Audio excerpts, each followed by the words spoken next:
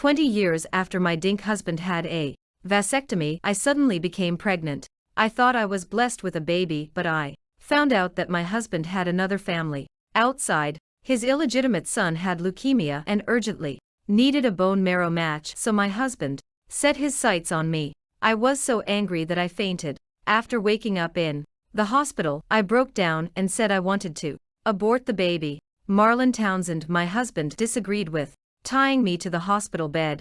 My mother-in-law and the doctor advised me, saving a life is more meaningful than building a 7-story house. Marlon's son is your son, too. How can you be so heartless? Who told you to remain childless for so many years? And even when you finally conceived, you insisted the child carry your surname. Marlon had no other choice.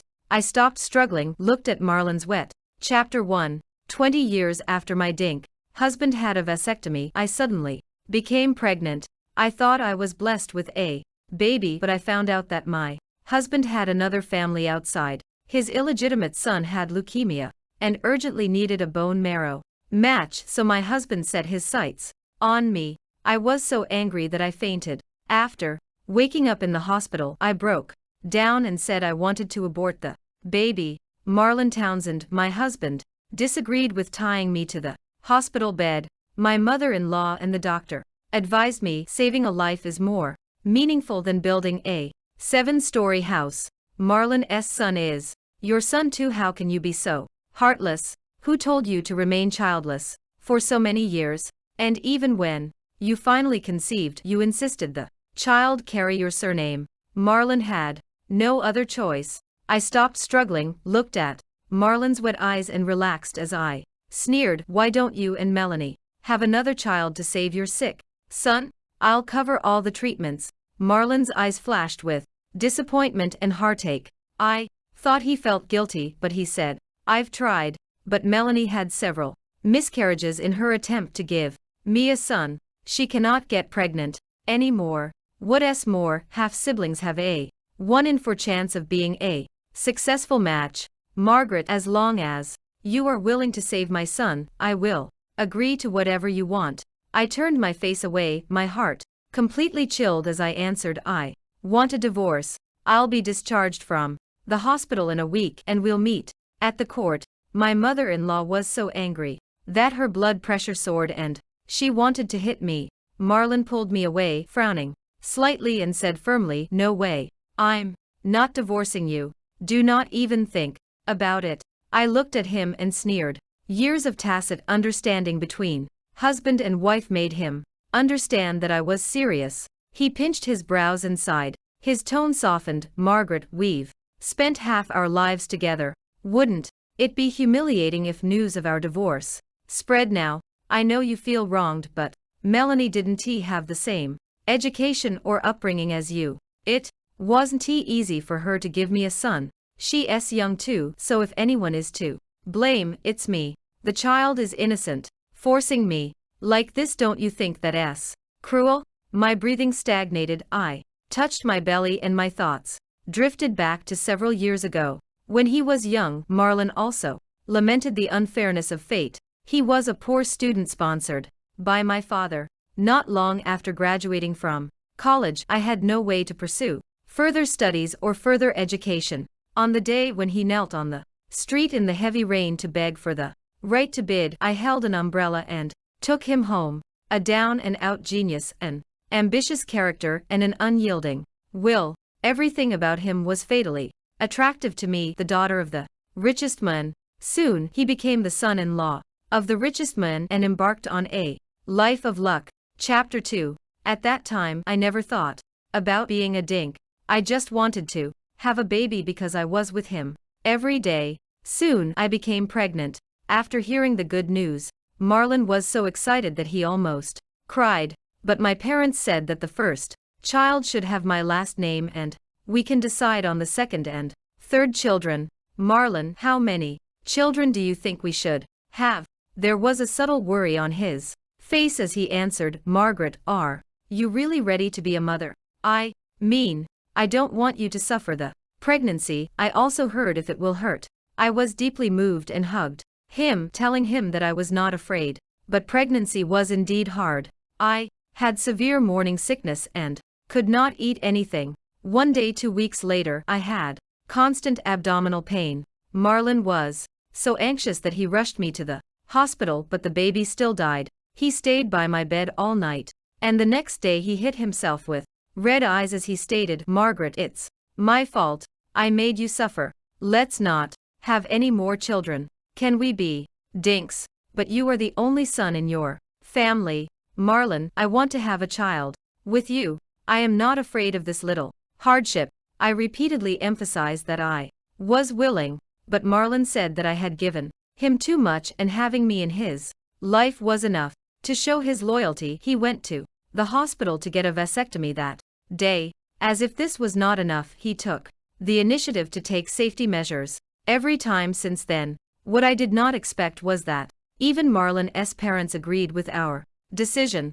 After I was discharged from the hospital, they never mentioned anything about continuing the family line. They even sent a dog for Marlon and I to raise as a child. I naively thought that this was all Marlon's effort behind the scenes. I did not understand until I heard my mother-in-law swearing just then. It turned out Marlon was not against having a child, he just did not want one with me, since being helped by his father-in-law was a thorn in his heart. It would be an even greater shame for him to have our first child follow his wife's family lead. He had already arranged everything for his life. I would help him rise to the top and become successful. Another woman would bear children for him and cook for him. At that time, when my parents had passed away and I had no relatives left, he could deliberately make me give birth to a child at an advanced age and prolong the life of my illegitimate child. Burning with humiliation and despair, I asked coldly, "Yes, the child is innocent. In order to save your illegitimate child, my child and I may die." Marlon, don't you think you're too cruel? Chapter 3.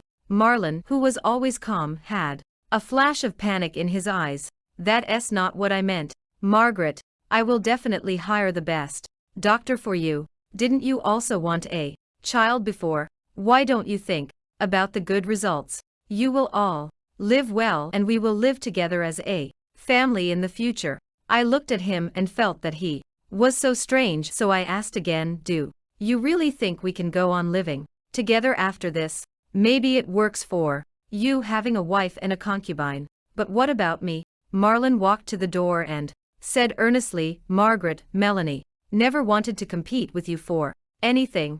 I have you in my heart and you will always be my wife, but can you be more generous? This child must stay." He left the ward and hired 2 nurses to look after me closely to prevent any possibility of me having a miscarriage. I became more determined to get a divorce and called my lawyer, "Mr. Kane, if the other party disagrees, is there any way to get a divorce?" Doyle Kane quickly gave me a positive response. There was a way, but I had to wait for a week. The next day, Marlon did not come to the hospital to see me. Doyle had a wide network of contacts. He sent me videos through email and found evidence of Marlon's infidelity. He went to accompany Melanie and probably told her the news of my pregnancy. Melanie cried with joy and kissed Marlon in the coffee shop. I turned off the video since I could not bear to watch it anymore. Then, I forced myself to check social media to distract myself, but the result was my mother-in-law, who used to be honest and kind, that time changed her expression 180 degrees. She released all the hidden videos of her grandson playing with other children. It hit me then, those holidays, when I believed Marlon was working late, he was actually with Melanie and their son. In the latest video, my mother-in-law appeared herself, cursing me online, branding me the most vicious daughter-in-law in history. She even photoshopped my picture into a posthumous portrait. People called me unfilial, heartless. They said I was a cruel mother for refusing to save my son, for refusing to have another child. My mother-in-law was in tears, and netizens who were uninformed cursed me and my parents in the comment section. When I thought of my parents, who loved me, I became furious. I confronted my mother-in-law in the comments section. "He is not my son. What does his life or death have to do with me?" Chapter 3. My mother-in-law quickly responded, "You are so cruel. Is there any mother like you?" Almost instantly, private messages exploded and countless insults and rebukes flooded into the site. They scolded me for being unworthy of being a mother and said I would rather die. I was so scared that I threw my phone away, hid on the hospital bed, crying, but my mother-in-law refused to let me go. She sent a voice message to continue condemning me. "How could you be so vicious? What did I say that was wrong? Your husband is your only family now, so of course his children are your children too. It's only natural for you to save my grandson. How dare you curse him? If you hadn't he pushed Marlon to get sterilized, he could have had more children. If it weren't for you, my grandson wouldn't he have gotten sick? Why must I suffer like this?" I could not listen to what she said anymore. It might be due to the unstable hormones during pregnancy that I could not control my tears. The whole world was telling me that if I refused to give birth and saved Marlon's illegitimate child, it would be committing a heinous crime. But who had ever considered me, who gave birth at an advanced age? Chapter 4. A bowl of chicken soup appeared in my blurred vision, and I looked up to find that it was Marlon, who had returned exhausted. His rough thumb wiped away the tears from the corners of my eyes. His voice was a little tired. "You are still the same as before, crying when you are pregnant." My memory was a little hazy, and I suddenly remembered that pregnancy. At that time, I was vomiting so much that I could not eat anything, so Marlon learned how to make chicken soup for me to replenish my nutrition. But the more I supplemented myself, the weaker I became. I clearly could not eat it, but I could not bear to waste his kindness. I clearly remembered that when I drank chicken soup for the last time before my miscarriage, Marlon seemed to be hesitant to speak. I asked him what was wrong, but he hugged me and sobbed, "It's my fault. I made you suffer. I don't want the child anymore. It's just you and me in this life." I laughed at him and said he was a fool who loved me, but I was obviously the stupid one. How could his pathetic self-esteem allow me to give birth to a child smoothly? I did not realize that the look of pity in his eyes was more of guilt and a guilty conscience. It was the repeated repentance for killing his own child with his own hands. I looked coldly at the man I had loved for 20 years and felt that I had never really understood him. I could not help sneering in my heart. "Marlon, why didn't you discuss this with me? My parents just wanted the first child to take my surname, and I would give birth to a second and third child for you. After helping your family change their fate and rise to higher social status, am I not even worthy of having the right to give my child my surname?" I raised my hand and overturned the chicken soup in his hand. I was shaking with hatred. "Marlon, I'll be waiting for you to go crazy in a week," I cursed him in my heart. Marlon frowned as he asked, "What are you doing?" A thin woman rushed in from the ward door, frantically picking up the thermos on the ground. "Marlon, don't be angry. Maybe the chicken soup I cooked is not to Margaret's liking." I was completely stunned. It turned out that it was not Marlon who came to see me, but he brought his lover to show his affection. Melanie was very beautiful. Perhaps because she was taking care of her sick son, she looked a little haggard, but this made her seem even more pitiful.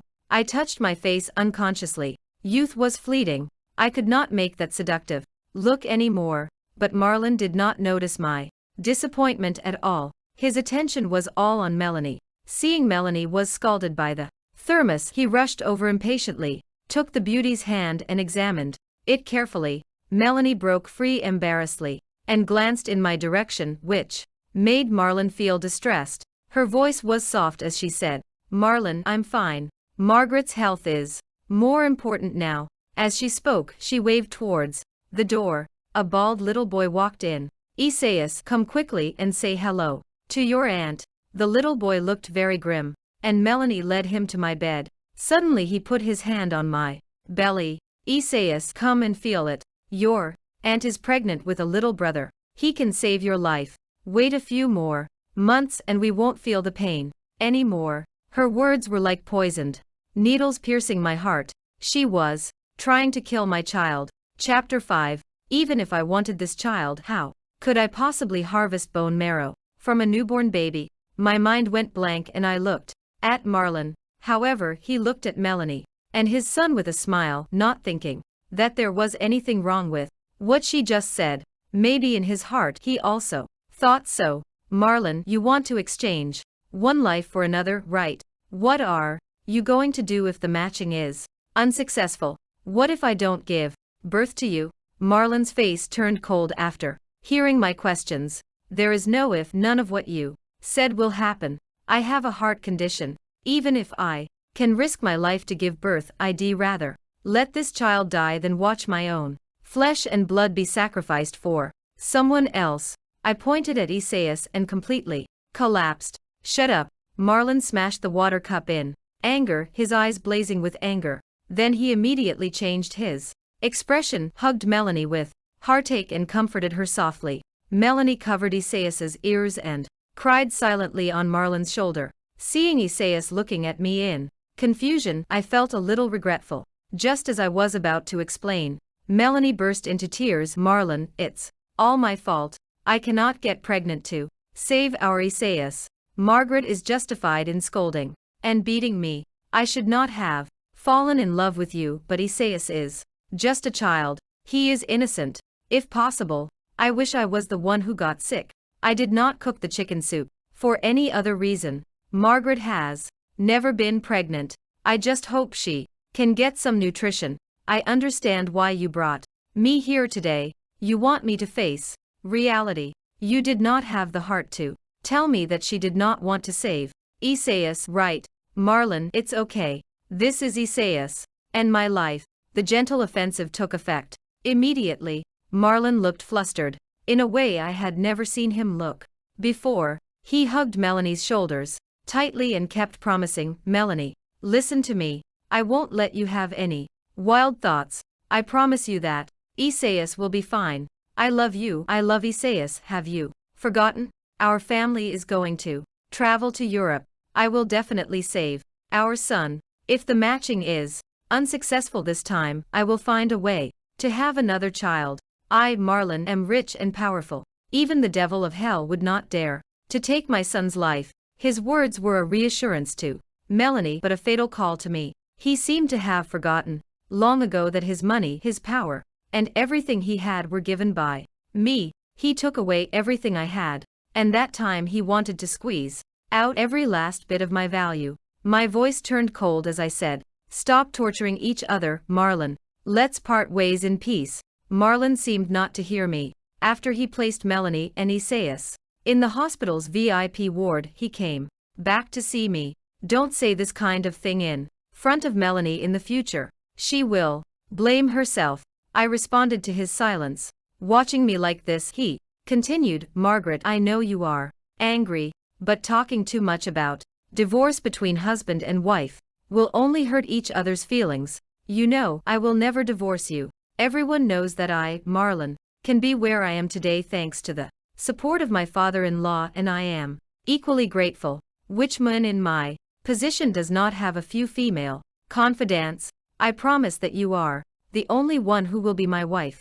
Is this a gift to me? I sneered. The innocent boy whom I once loved so deeply had turned into an arrogant man without knowing when. Yes, I was just a tool for him to maintain his persona. Chapter 6. It started when my parents passed away. He completely took off the mask of disguise. When I attended the memorial service with my deceased parents, he cried even more heartbroken in front of the media than I, their biological daughter. A month later, I wanted to take over the company and work with him to stabilize the situation, but I did not expect that Marlon had already seized the Stokes family's connections and resources before me. Even my shares were diluted. He also made an excuse. Margaret, I know you are very sad, so don't worry about the company's affairs. I will help you handle everything. Then he started to become busier and busier. I did have my suspicions, but he always brushed them off by saying that he could support the company on his own. Times had changed and we were no longer who we used to be. The next day, I stood by the window looking at the divorce agreement delivered by Doyle, rehearsing the scene of asking Marlon to sign it. Someone tugged at the corner of My clothes. I lowered my head and saw that Isaias had come in at some point. Auntie, Dad is taking my mom out to relax today and he asked you to stay with me in the hospital for treatment. Looking at the door of the ward, Marlon was holding Melanie's hand. Without waiting for me to refuse, he took the beautiful woman in his arms and left. Isaias's chemotherapy was very painful. I felt a little compassion. When we returned to the ward, Isaias curled up on the bed in pain and begged me to go downstairs to buy him some candy. I agreed out of pity, but when I came back he was taking a cold shower in the bathroom, crying and video calling Melanie. Mom, I'm so cold. Auntie said taking a cold shower can help boost my immunity, but it hurts so much. The candy in my hand spilled all over the floor. I did not bother to explain and picked up the towel to wrap it around Isaias. In less than 10 minutes Marlon and Melanie came back. Isaias trembled all over and threw himself into Melanie's arms. Mom, I'm very brave. Auntie even gave me candy as a reward. He blinked his eyes and said innocently, Dad, don't worry, Isaias is the strongest man. Melanie held Isaias in his arms and knelt down in front of me as she said, Margaret, this is all my fault. Go ahead and hit me. The child is innocent, please spare him. You don't have to save him if you don't want to, but you cannot hurt him. Isaias is unhealthy now, his immunity cannot stand the cold. Melanie burst into tears and kowtowed. I hurried to pull Melanie up, but Marlon pushed me away and slapped me. The world suddenly became quiet with only Marlon's roar remaining in my ears. I said it was my fault. Why did you do that to a child? Do you want me to have no children or grandchildren? I covered my face in disbelief. My stomach tightened and I choked as I said, he took his own bath. It has nothing to do with me. I don't want to hear your excuses. Apologized to Isaias and Melanie immediately. He went forward and hugged his wife and children until there was no room for me anymore. I suddenly laughed. I took out the bone marrow matching consent form that Marlon had prepared long ago and turned to the last page. I'm sorry, it was my oversight. Don't you want to do a matching test at full term? I agree. Please sign. Marlon was still furious, his eyes full of disgust, and he signed without even looking at the document. You should have done this earlier. If anything happens to Isaias, I will never forgive you. I turned and walked towards the door. As I opened the matching consent form, I felt relieved, since this was the divorce agreement that Doyle gave me. After we walked out of this door, Marlon and I would never see each other again. Marlon, do you remember that I never touched cold water again after I had a miscarriage? The person behind him took a step forward but ultimately failed to catch up. I left a copy of my divorce papers in my hospital room and boarded a departing plane. Before takeoff, Marlon kept calling my phone. After the flight attendant kindly answered the call for me, he sounded as panicked as a child. Margaret, I was wrong. Where are you?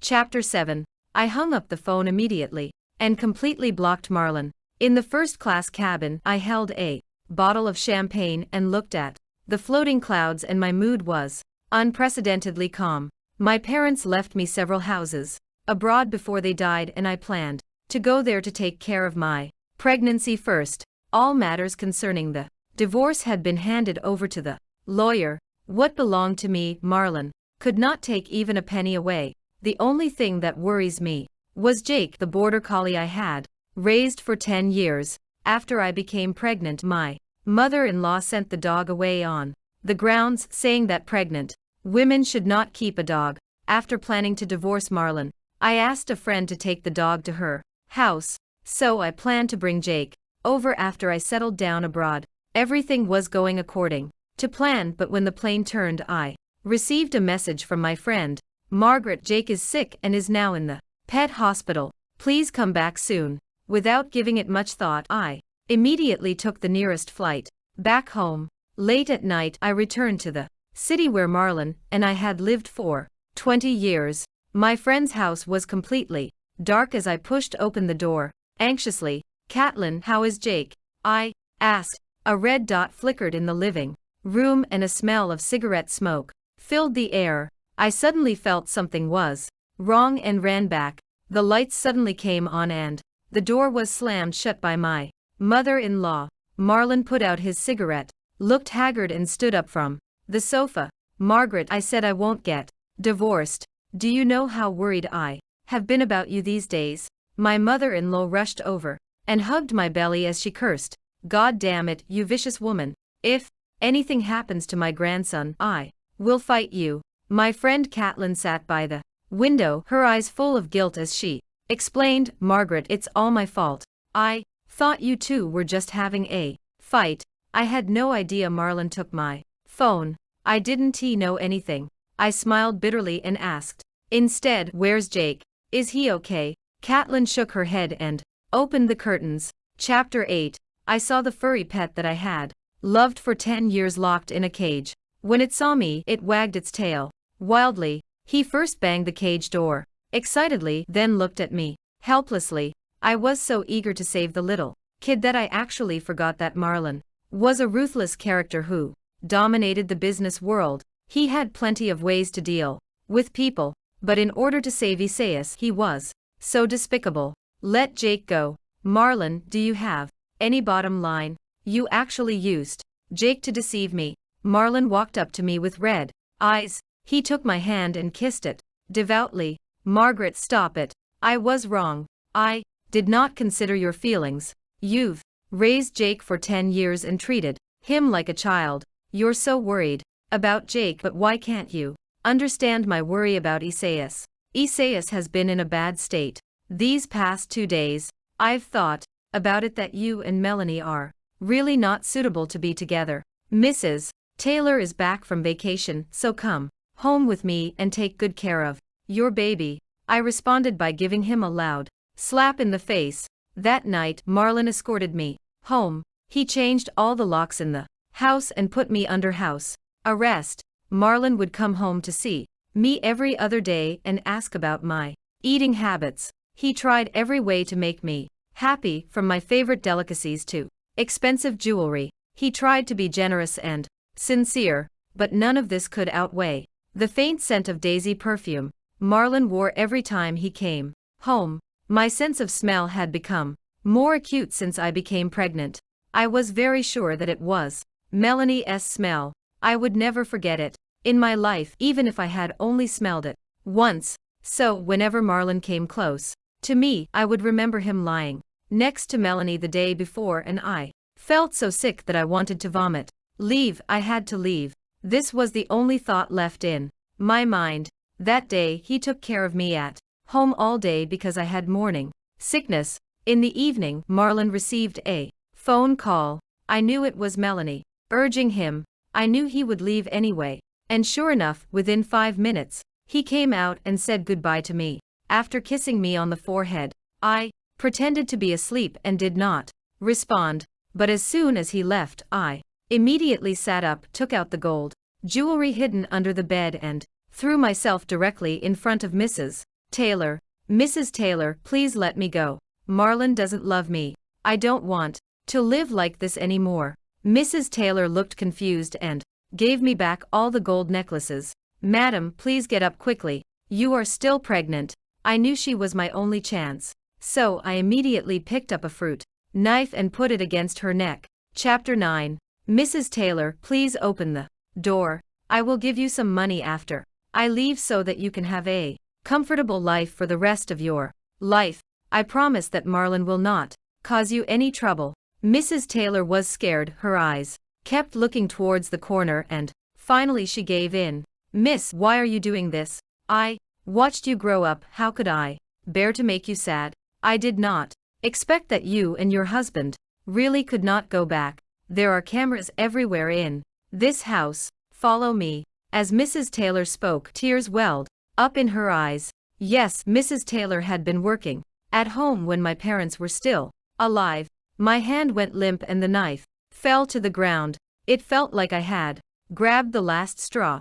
Mrs. Taylor faked a picture of me resting, put me in a huge flower pot, and pushed me out of the villa. She put me down next to the garbage station and said carefully, Miss, I'm going to go back and put Jake away. I'm sorry to ask you to wait. Here, I squatted in the flower pot and looked up at the sky. Suddenly, a light rain began to fall in the gray-purple night. Soon, I heard Jake's bark.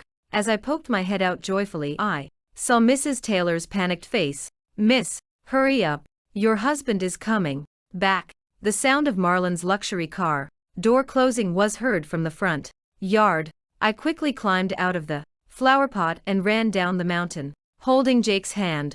The villa area was halfway up the mountain. There was nowhere to hide, and there were few cars passing by. If I could not escape this time, it was all over. What should I do?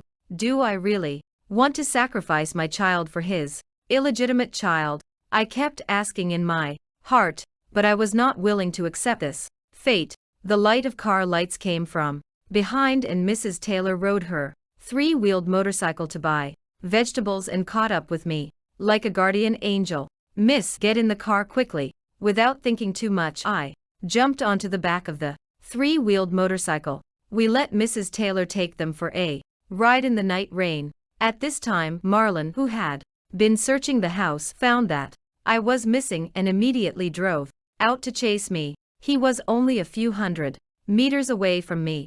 Mrs. Taylor's electric tricycle drove very fast and soon went down the mountain, but we were no match for Marlon's $1 million luxury car. He quickly caught up with me, rolled down the window and shouted, "Margaret, it's too dangerous, come down quickly." I did not go to find Melanie. You misunderstood. I bought you your favorite sour plums. I know you want to give birth to the child too, so let's talk about it. My heart skipped a beat and the whistling wind in my ears seemed to take me back to 20 years ago.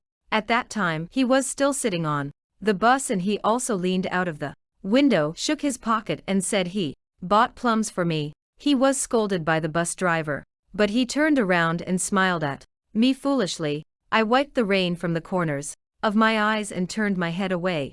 I took off the plain ring I had treasured for many years and threw it at his car window. I never valued the diamonds and golds he gave me, but I was reluctant to throw away this ring that symbolized our initial love. Marlon, go back. We are done. Chapter 10. There was another intersection, and the tricycle rushed through at the last second. When the green light came on, Marlon stepped on the accelerator and caught up without hesitation. The turning car did not give way at all and collided with Marlon's black luxury car. He finally stopped and got out of the car to run towards me without giving up. In the end, he was stopped by the other car owner. "Miss, shall we go over and take a look?" I shook my head. The accident was not too severe, so I was sure he was not badly hurt. We looked at each other for the last time through the crowd, and I knew she could read the determination in my eyes. A well-known richest entrepreneur speeding and running a red light caused traffic paralysis, and the media quickly reported the accident. Marlon suffered a mild concussion and was sent to the hospital. Paparazzi were able to sneak into hospitals and report in real time. That night, a video was trending on the internet. Marlon Townseed called out his beloved wife, Margaret Stokes' name while in a coma with a high fever, but Mrs. Stokes has not appeared since the car accident. Is a 20-year marriage in jeopardy? The big screen at the airport specially broadcasted this news. I was arranging pet shipping for Jake, and Mrs. Taylor, who had no children, planned to come with me. She read the news and sighed. "Why is your husband doing this? If he cares about you, why would he be with someone else?" I smiled and did not answer. Since ancient times, men had been both ruthless and passionate. Perhaps it was a gene engraved in their bones. The rain lasted for several days. After Marlon woke up, he started looking for me all over the world, but I had already left. The lawyer had completed all the procedures for me. I got a large sum of money, and even the company's shares were transferred to me. The era when he had the final say had come to an end. The remaining shared property would still require a lengthy review process before it could be divided, but I was not short of money. I just wanted to end the battle quickly. After all, I was very satisfied with the current situation. The company's senior executives blocked the door of the ward, begged him to go back, and took charge of the Situation. Marlon was sitting on the bed, piecing together the wedding photos that I had torn up before I left. The powerful billionaire president was doing a live broadcast with a bandage on his head. He rummaged through the trash can in front of the camera, took out the waste paper I threw away, and stubbornly repeated that he wanted to put the wedding photos together. He stayed up all night for several days and his eyes were terribly red, but in the end there was still a piece missing from my heart. Margaret, I know I was wrong. Can you come back? Chapter 11. Everyone thought he was crazy, but I was the only one who understood that since he could not find me, he could only use the internet to make me see him. After several days, he still did not hear from me. The nurse wanted to force him to take a sedative, but Marlon pushed everyone away and rushed out of the hospital. Rushing to the road, he left in the rain, ignoring the passing cars and people. Marlon lowered his head and searched with a flashlight. He was soaked and in a terrible state. Where's the ring? Where's the ring? Where's our ring? Reporters from all over the city gathered on this ordinary road to report Marlon's amazing feat of crawling in the stinking ditch to fish out the ring. They admired Marlon's deep affection and the unaware people on the screen lamented his wealth and romance. I just felt it was extremely ironic and watched his performance coldly. His mother tried to drag him to the car in the rain. Did you hit your head? That woman is gone. The most important thing now is for you to find a woman to have a baby with. Isaias can't wait. Marlon turned a deaf ear to him, pushed his mother away and continued looking for the ring. No, Margaret can't leave me. His father was very disappointed with him and kept scolding him from behind. His mother's strong output and pulling lasted for 5 minutes and the black nanny car next to them also followed for 5 minutes. Another bolt of thunder struck. The nanny car opened and Melanie rushed into the rainy night in a gentle dress. She cried so hard that her eyes were wet and she held Marlon tightly. Marlon, Marlon, please do not be like this. Okay, I'm scared. Marlon, you still have me and Isaias. I feel bad for you. Isaias is still waiting for you in the hospital. The media suddenly went wild and wanted to put the camera in the faces of the two people. Marlon's face suddenly showed some expression. He pushed Melanie away in panic, almost yelling, "Who asked you to come? Don't you know that Margaret will be unhappy if she sees you? Don't think I don't know that you are the one who got the media in the hospital. Are you so eager to get promoted?" Melanie covered her face and looked at Marlon in disbelief, her lips trembling. His mother slapped him before scolding him. "Shut up. How can a grown man say such things? You can find any woman you want. Wake up." Marlon suddenly froze in place, the corners of his mouth twitching, kneeling on the ground in agony, shedding tears as if he had aged 10 years. "It's gone. I can't find it. I lost the person who held the umbrella for me." I know what he was talking about. Many years ago, on that rainy night when we met, he was also standing in the rain in a daze. Unfortunately, things and people had changed at that time and I would never appear the same as before. Chapter 12. I finally decided to keep the baby. 8 months later, my child was born safely. During this period of waiting for delivery, I received good care from an obstetrician named Chris. He had spent years studying abroad, embracing an open-minded view of love, believing only in feelings. My age, experience, and even the fact that I had a child meant nothing to him. He was certain of his love. Faced with his relentless passion and pursuit, I often responded with nothing more than a smile. I was past the age of falling blindly into love. Still, having a younger man by my side, attentive and devoted, was not such a bad feeling. Chris became my daughter's godfather and took full responsibility as a babysitter. I had been preparing to apply for graduate school at Harvard to fulfill my dream since my youth. After submitting the materials that day, I took a selfie in front of the Harvard gate, but when I checked, I found Marlon standing behind me. I turned my head suddenly and trembled all over. Marlon walked towards me step by step as he said, "Margaret, I finally found you. How are you?" I nodded without any ripples in my heart. "I have something else to do. I'll leave first." I turned and left, leaving him with the last bit of dignity. Marlon grabbed my hand and apologized. Margaret, I'm sorry. I'm sorry about Isaias and Melanie. I have been thinking a lot during this period. I can't leave you, Margaret. So, Marlon wanted to say something else, but I interrupted him first. It's all over now. I'm doing fine now. Chris came to pick me up with our daughter at this time, and I waved to him. Chris stood beside me. He tied the scarf around me naturally and looked at me lovingly with his cat eyes. It took 2 minutes before he noticed Marlon, who looked resentful. Your friend? Chris asked simply. My ex-husband. Chris' eyes lit up and he began to look at Marlon warily. Then he extended his hand gentlemanly. Thank you. If it were not for you, I would not have the chance to meet such a wonderful Margaret. Marlon seemed to find it difficult to accept that I had let go of the past in such a short time, and he did not respond for a long time.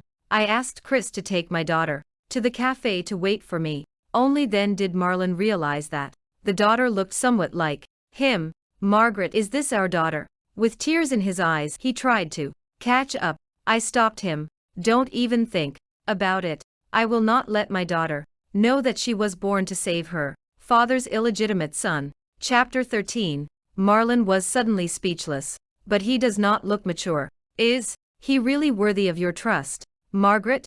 I looked at Chris, who was teasing my daughter, and shook my head at Marlon. I don't need to rely on him, but I know he can't live without me. Marlon, do you know the biggest difference between you and him? He does not care who my child is born with, and he does not care what my child's last name is. He only cares about me. I walked quickly towards Chris and my daughter, leaving Marlon with a stunned look on his face. Later I realized that our meeting at the school gate that day was not a coincidence. Rather, it was the result of Marlon having waited for half a year at Harvard. I intentionally hid my information so that he could not find it, even if he used his connections. But Marlon remembered my dream of going to Harvard, so he stubbornly gave up his job in Canada and looked for me in the school every day. After finding me, Marlon rented a house right next to mine. Every day he brought toys and clothes for my daughter, cooked my